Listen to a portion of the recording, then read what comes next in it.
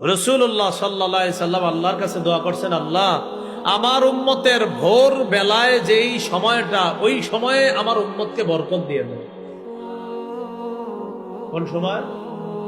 তো উম্মত ভোরবেলা উঠবে কি, 3টা তো ঘুমায়, 3টা বাজে উনি খুব গুরুত্বপূর্ণ কাজ করে মোবাইলে, এরপর ঘুমায় 3টা।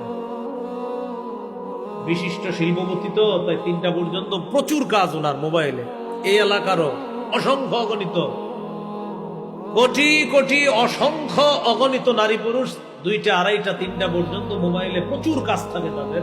ঘুমায় তো 3টার পরে, ভোরের হাওয়াটা নিবে কখন?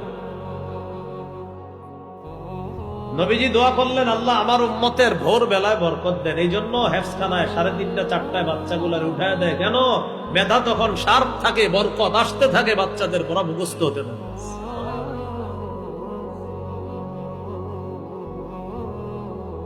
وكان رسول الله صلى الله عليه وسلم إذا بعث سرية أو جيشا بعثهم أول النهار।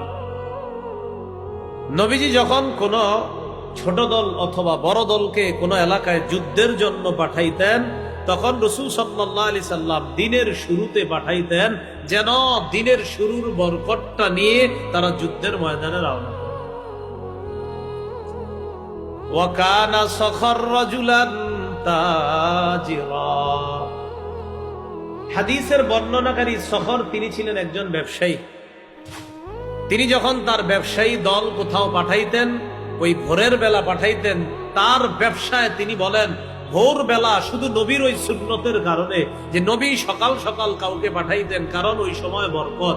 আমিও ওই সময়ের বরকত পাওয়ার জন্য ব্যবসায়ী কাজে ব্যবসায়ীদেরকে ভোরে পাঠাইতাম।